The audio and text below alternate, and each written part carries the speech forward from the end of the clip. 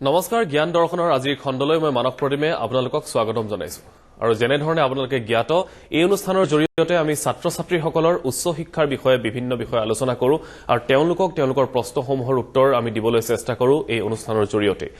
আজিও আমি তেনে ধৰণৰ কিছুমান আলোচনা কৰিবলৈ ওলাইছো আৰু আজিৰ এই আলোচনাত আমাৰ আমন্ত্ৰণ ৰক্ষা কৰি আমাৰ মাজত আজি উপস্থিত হৈছে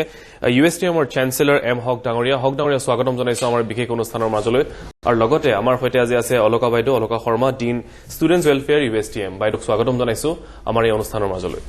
মই হক ডাঙৰীয়াৰ ওচৰলৈ প্ৰথমে যাব বিচাৰিছো আমি যোৱা খণ্ডত যিখিনিত এৰিছিলো আমি তাৰ পৰা আজি এই অনুষ্ঠানটো আৰম্ভ কৰিব বিচাৰিছো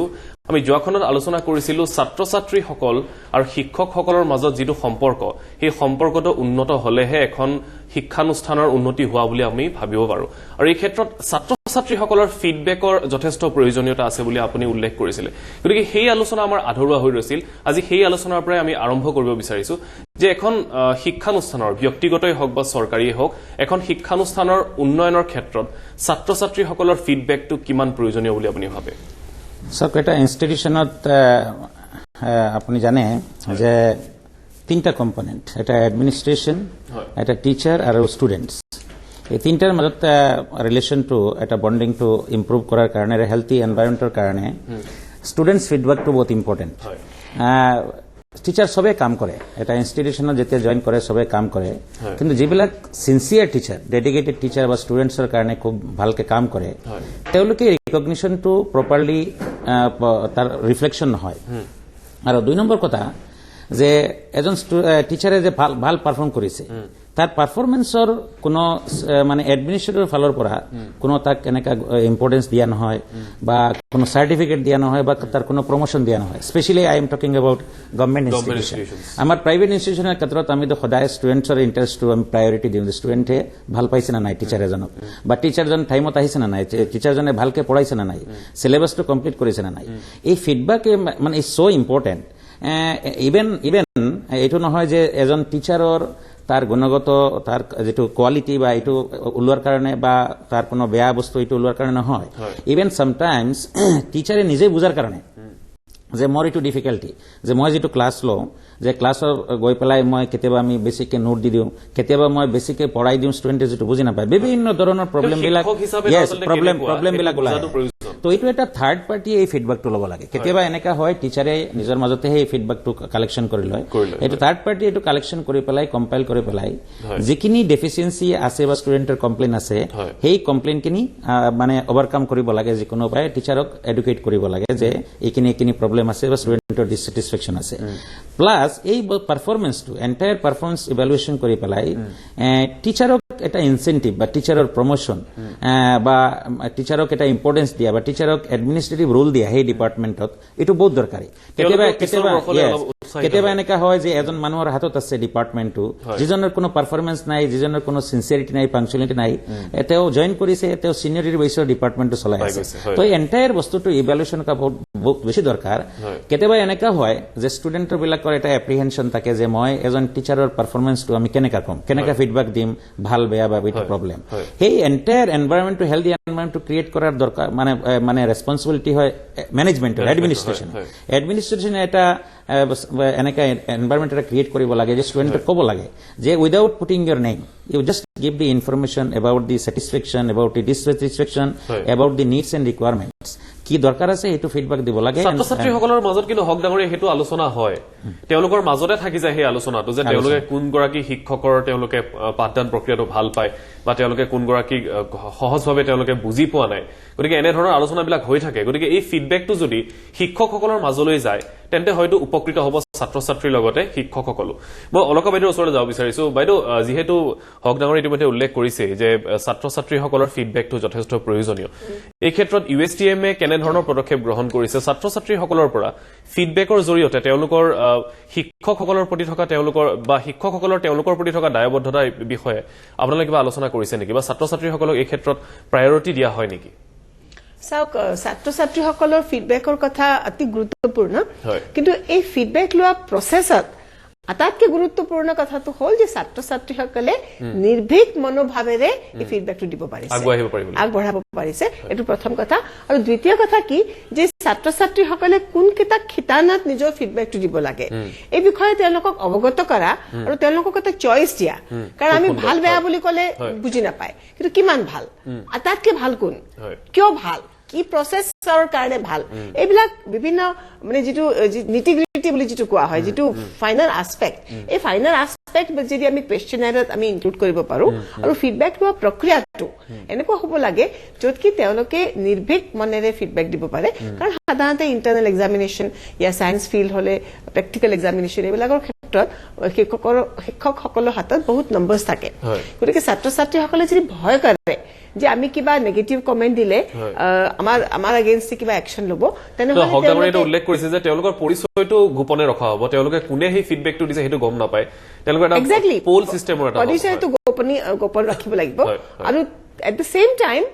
পাৰ্টিচিপেটিভ প্ৰচেছৰ মাজতে ফিডবেক লোৱাটো খুব দৰকাৰ। গতিকে আমাৰ ইউনিভাৰ্চিটিত আপোনাক চেঞ্চেলৰ ডাঙৰীয়াই ক'ব যে আমাৰ ইউনিভাৰ্চিটিত আমি ক্লাছৰ মাজত যাই এই ফিডবেক প্ৰক্ৰিয়াও বহুতখিনি ক্ষেত্ৰত আমি ল'বলৈ চেষ্টা কৰো, যাতে আমি এজ এ পাৰ্টি যিটো পাৰ্টিচিপেটৰী ৰোল এপ্ৰেজেল বুলি যে কোৱা হয় বা পিয়াৰে টেকনিক যিটো কোৱা হয়, পিয়াৰে টেকনিকৰ মাজতে। কাৰণ কেতিয়াবা কিছুমান ছাত্ৰ ছাত্ৰীসকলে কিবা ক'বলৈ অসুবিধা পালেও তেওঁ বৃদ্ধনসকলে যেতিয়া কথাখিনি ক'ব তেওঁলোকে কথাখিনি ক'বলৈ আগবাঢ়ি আহিব। আৰু এট দ্য ছেম টাইম শিক্ষকসকলেও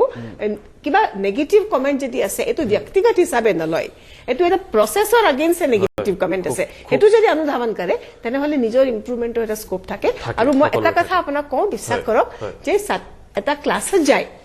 40-50টা ছাত্ৰ ছাত্ৰীৰ আগত ধুনীয়াকে এটা ক্লাছ এটা লেকচাৰ দি ক্লাছৰ শেষত যেতিয়া ছাত্ৰ ছাত্ৰীৰ মুখত যেতিয়া হাঁহি বিৰিঙি থাকে তাৰ নিচিনা ছেটিছফেকশ্যন ক'তো নাই। মইতো ৰাজনীতিক জীৱনত থাকিলো বা পাব্লিক মিটিংছো বহুত কৰিলো, হিউজ পাব্লিক মিটিংছো কৰিলো, কিন্তু মই দেখিছো যে সৰু এটা ক্লাছত 40-50 জনৰ ক্লাছত আমি এটা নতুন কথা, এটা নতুন কনচেপ্ট সোমাই দি তেওঁলোকৰ মনত এটা চিন্তাধাৰা আৰম্ভ কৰি যেতিয়া ক্লাছৰ শেষত আমি ওলাই আহো যেতিয়া আৰু ষ্টুডেণ্টসকলে থিয় হৈ পেলাই thank you ma'am, have a nice day ma'am এনেকে যেতিয়া অভিবাদন কৰে তেতিয়া যিমান ছেটিছফেকশ্যন পোৱা যায়, এই ছেটিছফেকশ্যন কিন্তু যোনে অনুভৱ কৰা নাই তেওঁলোকে জানিব নোৱাৰে, বুজি নাপায় তেওঁলোকে। খুব সুন্দৰ এটা পদক্ষেপ বুলি ক'ব লাগিব, কাৰণ ছাত্ৰ ছাত্ৰীসকলৰ পাৰ্টিচিপেশ্যনটো নিশ্চয়কৈ প্ৰয়োজনীয়। আৰু এই ক্ষেত্ৰত এখন ইনষ্টিটিউশ্যন বা এখন শিক্ষানুষ্ঠান গঢ় লৈ উঠাৰ ক্ষেত্ৰত বা আগবাঢ়ি যোৱাৰ ক্ষেত্ৰত এইটো খুবেই প্ৰয়োজনীয়। হকদাৱৰীয়া, মই পুনৰ আপোনাৰ সেই প্ৰসংগটোলৈ আহিব বিচাৰিছো যে প্ৰমোশ্যনৰ যিটো প্ৰক্ৰিয়া আপুনি ইতিমধ্যে উল্লেখ কৰিছে যে প্ৰমোশ্যনৰ এইটো প্ৰক্ৰিয়া বৰ্তমান সময়ত বিশেষকৈ গভৰ্ণমেণ্ট যিসকল এমপ্লয়ী আছে বা গভৰ্ণমেণ্ট কলেজসমূহ আছে তাতে ছিনিয়ৰিটি বেচিছত হয়। গতিকে এই যদি এই স্বচ্ছতাটো আনিব পৰা যায় তেওঁলোকৰ পঢ়ন যিটো বা শিকন শৈলীটো যিটো আছে তেওঁলোকৰ, গতিকে এই ক্ষেত্ৰত এনেধৰণে ছাত্ৰসকলে যেনেধৰণে ফিডবেক দিব সেই অনুযায়ী তেওঁলোকক প্ৰমোশ্যন দিয়াৰ ব্যৱস্থা কৰিলে কিছু সংস্কাৰ হ'ব বুলি আপুনি ভাবে নেকি? চাওক, এইটো এটা বৰ্তমান গভৰ্ণমেণ্টৰ যিটো মেকানিজম আছে, they have their own officers, জেগাই জেগাই স্কুল ইন্সপেক্টৰ আছে বা ইয়াতেও চিষ্টেম আছে, খালি অলপ এটা টেকনলজি এটা এডপ্ট কৰিব লাগিব। এতিয়া ষ্টুডেণ্ট, এতিয়া যদি কলেজৰ প্ৰিন্সিপালে বা মানে এটা গভৰ্ণমেণ্ট কলেজৰ ভিতৰত যদি এটা টিমে যদি ফিডবেক লয়, এইটো লিক হোৱাৰ চান্স থাকিব, এইটো মেনিপুলেশ্যন হোৱাৰ চান্স থাকিব। যেনেকৈ বিভিন্ন ধৰণৰ আজিকালি টেকনলজি ওলাইছে, যদি পাৰ্টিকুলাৰলি এটা ছফ্টৱেৰ ডেভেলপ কৰে আৰু বছৰত একাডেমিক সেশনৰ মাজত এৰ কাৰণে দৰকাৰ বা ইনিচিয়েলি একমাহ ক্লাছ ষ্টাৰ্ট হোৱাৰ একমাহ পিছত ফিডবেকটো এৰ কাৰণে দৰকাৰ যে যিখিনি ডেফিচিয়েঞ্চি টিচাৰৰ আছে এইখিনি ওভাৰকাম কৰাৰ কাৰণে চান্স থাকে। যদি বছৰ শেষ হোৱাৰ পাছত কৰে তো ষ্টুডেণ্টছ উইল বি ডেপ্ৰাইভ। সেইকাৰণে একমাহ ডেৰ মাহ পিছত এটা ফিডবেক চিষ্টেম থাকিব লাগে, যিটো অনলাইন, য'ত পুৰা ফৰ্মেটটো ডেভেলপ কৰি পেলাই যাতে ষ্টুডেণ্টছে বিভিন্ন ধৰণৰ তাৰ অপিনিয়নটো তাতে শ্বেয়াৰ কৰিব পাৰে। এৰ পিছত অটোমেটিক্যালি এই বস্তুটো কম্পাইল কৰি পেলাই এটা ইন্টাৰনেল প্ৰিন্সিপাল বা মানে যিকোনো এটা এডমিনিষ্ট্ৰেশ্যন মানুহ ইনক্লুডিং দেয়াৰ ওন মেকানিজম যিটো চিষ্টেম আছে, যদি এই ইনফৰমেশ্যনটো কমিউনিকেশ্যন কৰা যায় তো অটোমেটিক্যালি মানে টিচাৰবিলাক চিনচিয়াৰ হৈ যাব, তাতে ৰেছপন্সিবিলিটি অটোমেটিকলি লোৱা হ'ব, চব টিচাৰবিলাক ৰেছপন্সিবল ল'ব আৰু এটা কম্পিটিটিভ এনভাইৰনমেণ্ট ক্ৰিয়েট হ'ব। Then why a particular teacher is better than me, কিয়ৰ কাৰণে, তাৰ কি কাৰণ আছে, কি কোৱালিটি আছে, নিজে কম্পিটিশ্যন কৰিব। আৰু ইয়াৰ পিছত ষ্টুডেণ্টে ছাৰ্ভিচ অৰিয়েণ্টেড, যে আজি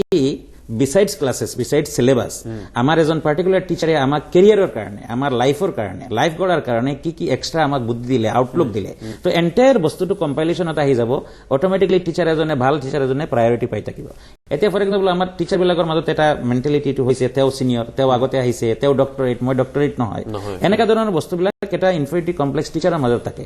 Once it is based on the qualitative performance, যেতিয়া হৈ যাব তেতিয়া সবৰ মাজত দৌৰ ইটো থাকিব যে মই কেনেকা ষ্টুডেন্টছৰ ক্লোজ হৈ যাও আ ষ্টুডেন্টৰ ক্লোজ হোৱা মানে who is providing the services to the students, maximum services. তো সেই বস্তুটো কৰাৰ কাৰণে যে ফিডব্যাকত ষ্টুডেন্টছক প্ৰায়োৰিটি দিয়া, ষ্টুডেন্টছক গুৰুত্ব, যে student must be one of the, মই এতিয়া আমার ইনস্টিটিউশনে মই কৈ থাকো যে student is the final appointment authority, appointing authority. আজি যদি এটা সিলেকশন প্রসেসত টিচার আহিছে কিন্তু ডেলিভারি পার্ট তো স্টুডেন্টে চাই আছে,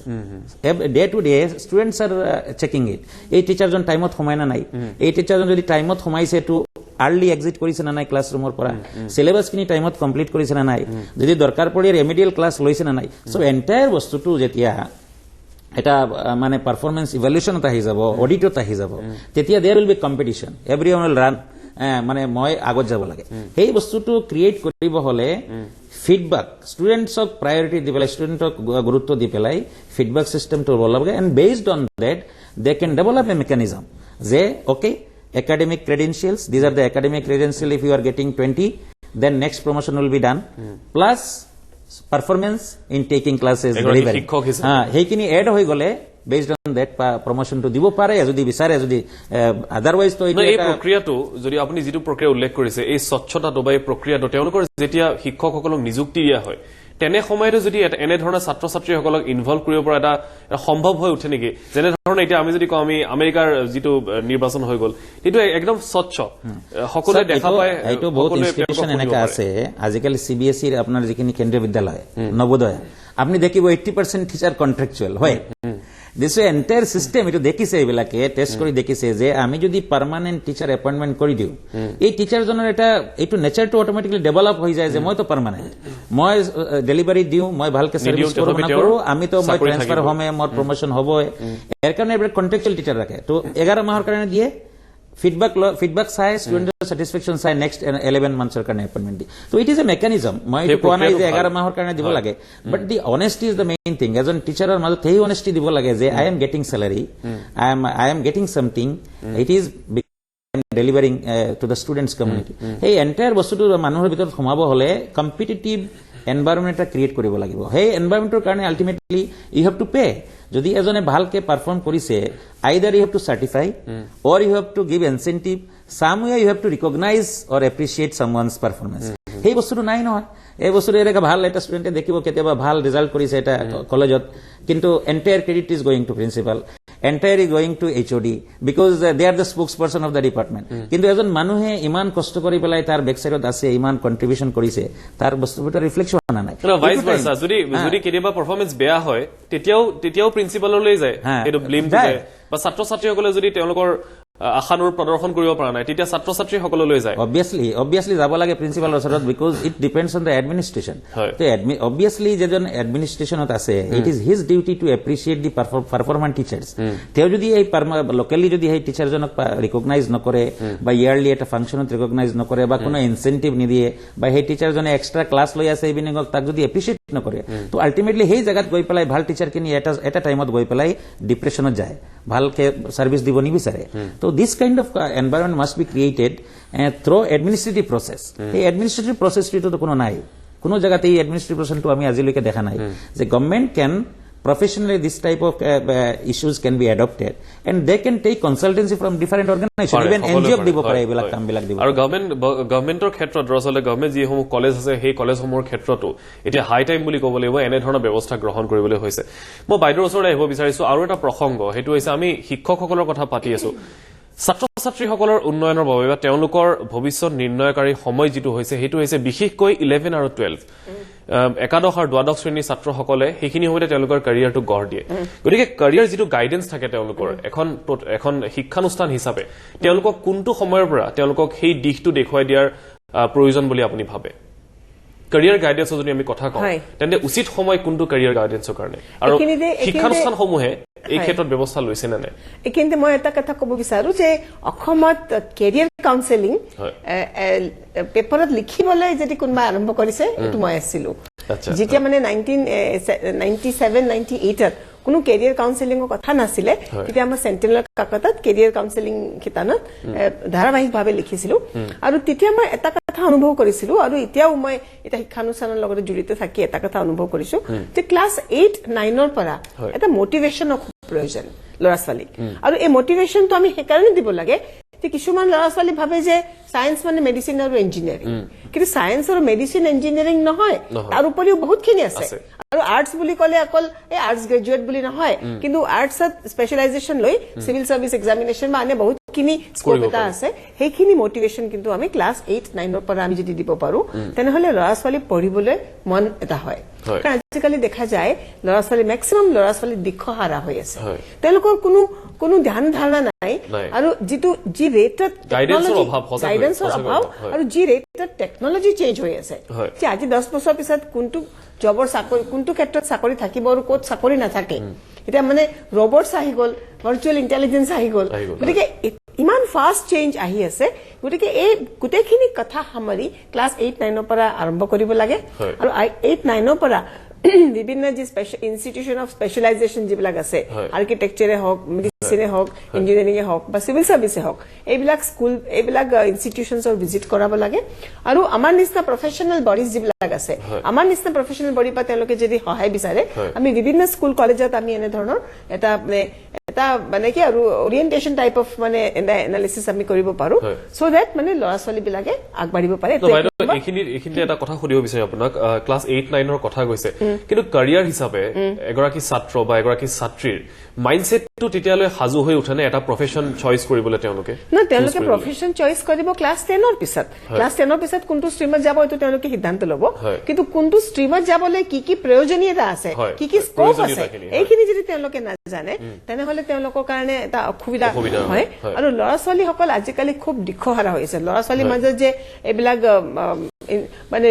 ড্ৰাগছ ইত্যাদি প্ৰমাণ যে বাঢ়িছে পৰিমাণ বাঢ়িছে তাৰ এটা কাৰণ হ'ল যে তেওঁলোকৰ আগত ভৱিষ্যৰ কোনো পৰিকল্পনা নাই সুন্দৰ পৰিকল্পনা যদি থাকে তেনেহলে তেওঁলোকে নিশ্চয় এই পৰিকল্পনাত আগবাঢ়িবৰ কাৰণে চেষ্টা কৰিব আৰু বহুত এন্টি সোশ্যাল এলিমেন্টছৰ পৰিমাণ কমি যাব বুলি মই বিশ্বাস খুব সুন্দৰ মই হক ডাঙৰীৰ ওচৰলৈ পুনৰবাৰ যাব বিচাৰিছো যিহেতু বাইদেউ উল্লেখ কৰিছে যে ব্যক্তিগত শিক্ষানুষ্ঠানসমূহত এনে ধৰণৰ দেখা যায় যে তেওঁলোকক খুবকে লাগি থাকে ছাত্ৰ ছাত্ৰীসকলৰ লগত শিক্ষকসকলে বা তেওঁলোকৰ এটা যিটো সম্পৰ্ক সেইটো অতিকৈ বেছি গতিকে এইটোৱে এটা কাৰণ হ'ব পাৰে নেকি যে বিশেষকৈ চৰকাৰী যিসমূহ শিক্ষানুষ্ঠান আছে সেই চৰকাৰী শিক্ষানুষ্ঠানতকৈ ব্যক্তিগত খণ্ডৰ শিক্ষানুষ্ঠানসমূহৰ ৰিজাল্ট ভাল বুলি ক'ব পাৰি আজিৰ দিনত কি বুলি ভাবে আপুনি ইয়াতে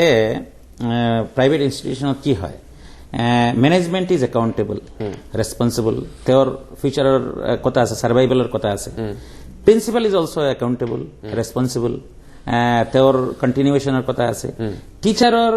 স্যালাৰি ইনক্ৰিমেন্টৰ এটা তেওঁ ৰেসপন্স মানে হেতু আছে তেওঁ ডেলিভাৰি কৰিব লাগিব